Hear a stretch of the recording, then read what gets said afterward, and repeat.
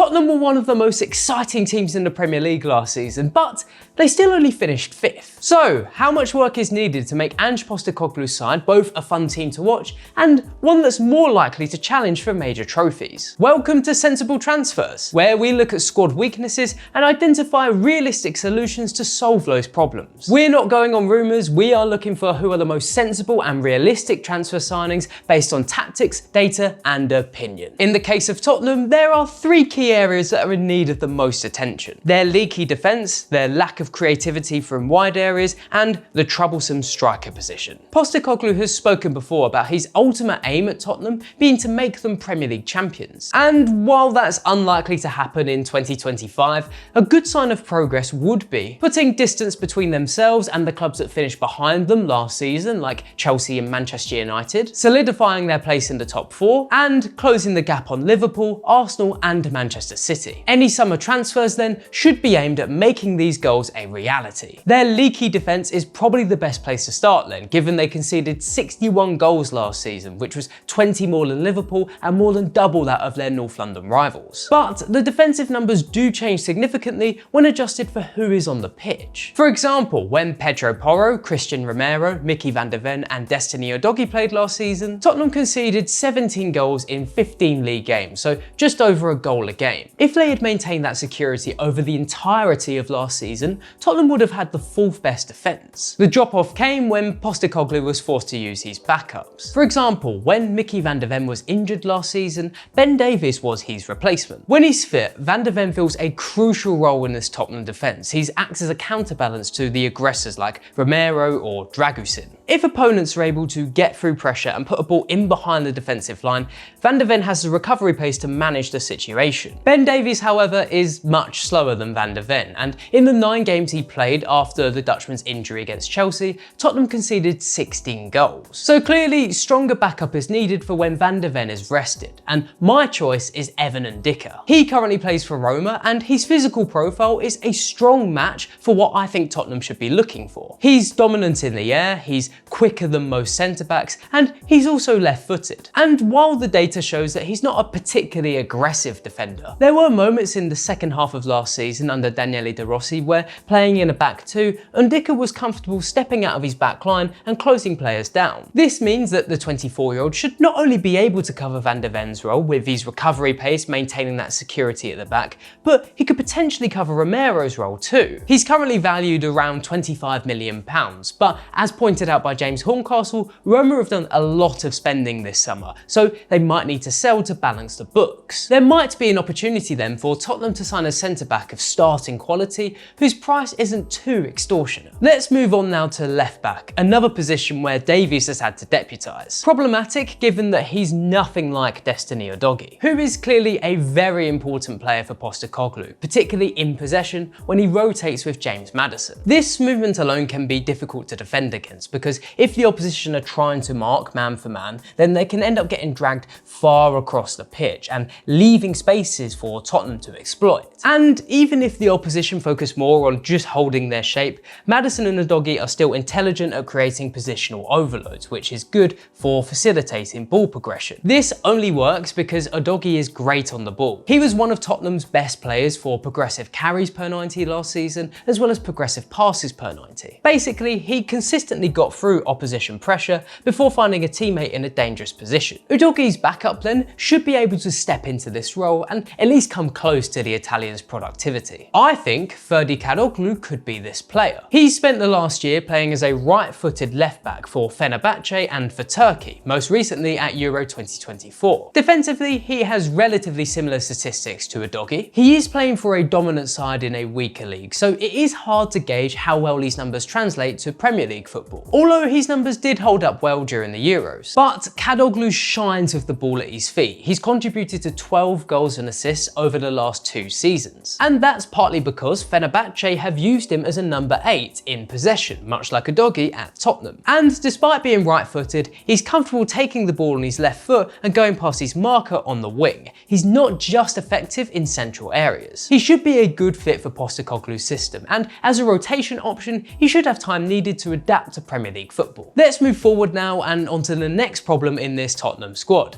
the wingers. Postecoglou's system affords the wingers a lot of space during build-up, meaning if they can get past their fullback, they can get into a really dangerous position. And even if the opposition do manage to get back and settle into a block, due to the sheer amount of players that Tottenham throw forward into central areas, it's difficult to double up onto wide players. However, of all the players to play out wide for Tottenham last season, the most successful dribbler was Dejan Kulusevski, who completed 1.76 per 90. That was way below the numbers of other wingers at top Premier League clubs. This lack of an ability to take players on 1v1 constantly watered down dangerous attacks for Tottenham last season. Here are Tottenham on a promising attack against Wolves last season, with Son 1v1 against the fullback with a lot of space to potentially exploit. But Son doesn't back himself to take this fullback on, so instead he looks to hold it up and wait for Maddison to make an overlapping run, by which time he gets the ball, the pace of the attacker slows down and Tottenham have to recycle possession. Here's another example, this time against Brighton, where Spurs again are in the midst of a dangerous attack. The ball's just been played through and Kulusevski's running onto it ahead of the defender,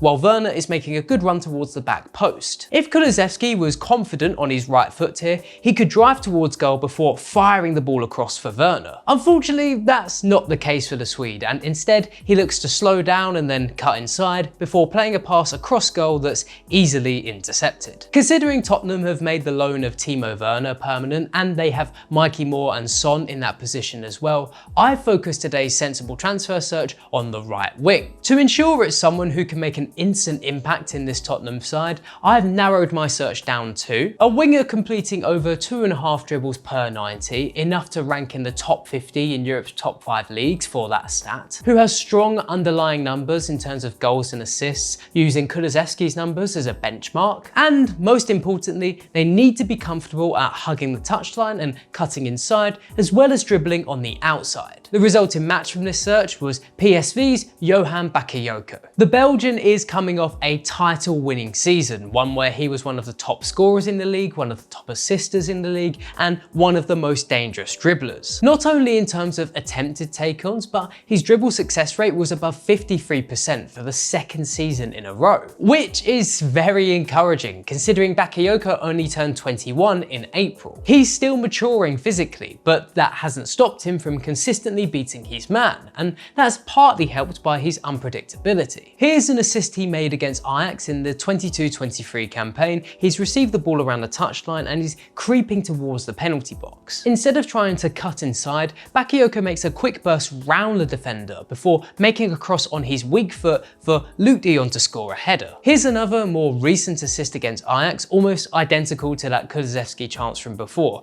Bakayoko makes a curved run in behind the defence and he's able to play it across goal on his right foot for an easy finish at the back post. His game isn't just about assists either. He overperformed his expected goals last season, and there's reason to believe that finishing can translate to the Premier League. Bakayoko is able to generate huge power from short backlift, which means two things. One, he doesn't need that much space to shoot and get a shot on target, and also he's a big threat from outside of the box. He scored 3 goals from range in the Eredivisie last season. He also scored one in the Champions League last season against Lens. He receives the ball, makes a couple of small touches before firing a shot into the far corner. He has 2 years left on his contract and is valued highly by PSV, but this is a position that Tottenham need to get right, so they just may need to swallow a premium price. Finally, as reported by The Athletic throughout the summer, there is some solid interest in Richarlison from Saudi Arabia, and if he were to leave, he'd need replacing. Now, if Tottenham are just looking for a replacement, they can get a relatively similar player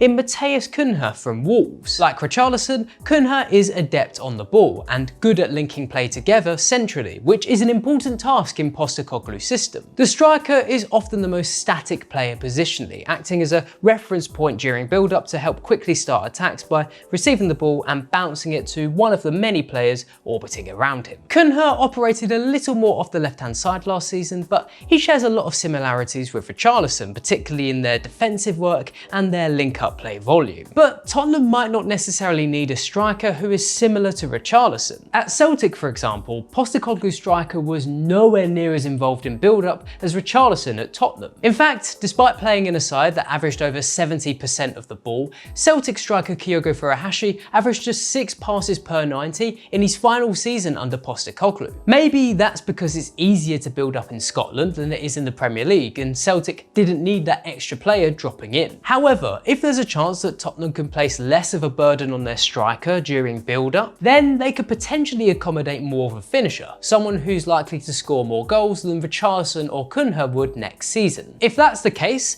Lois Openda could take them to the next level. The Belgian is a lot smaller than Richarlison. He's easier to bully off the ball, so it's unlikely he'd play much of a role during build-up. But he was one of the most prolific strikers in all of Europe last season. He scored 22 non-penalty league goals, which, even adjusted for penalty, ranked him above Erling Haaland. There are 3 areas in particular that the 24-year-old stands out in. Firstly, his movement is absolutely exceptional. It does help that he's a really fast player, but he also has a great understanding of space and timing. Whether it's on counter-attacks or against a block, Openda can find space to exploit. Secondly, when he does get the ball, he's very quick to get a shot off. This goes back to his time with Lens a couple of seasons ago in France. He ranked as one of the most efficient players in Europe that year for touches per shot. Thirdly, Openda is a ruthless, diverse finisher. He can finish with both feet and his head, and he's consistently finished above his expected goals throughout his career so far. And in many ways, Openda would suit Tottenham's current tactical setup. He's a huge threat during transitions, which means he can finish off chances on counter-attacks or when Spurs win the ball back high up the pitch. And he should also suit the way Tottenham create chances against a block, as they don't tend to rely on hopeful crosses towards a target man. Instead, it's more about manipulating an opposition block and creating space for cutback opportunities, which is something that Openda should thrive off. It might be expensive to get him out of RB Leipzig, but if Tottenham could get a good fee for Richarlison, then Openda doesn't seem unaffordable. So this is my sensible transfer squad. We secured backup to the first choice options in defence, we've identified a 1v1 specialist for the wing, and a striker who could potentially take Tottenham to the next level. If you like this video, please consider subscribing to the channel. The Athletic is home to some of the world's best sports journalists, including David Ornstein, Amy Lawrence and Rafa Honigstein. With the latest transfer news and insights on every Premier League story that matters, theathletic.com puts you inside football, and you can try it for free now for 30 days. See the link in the description.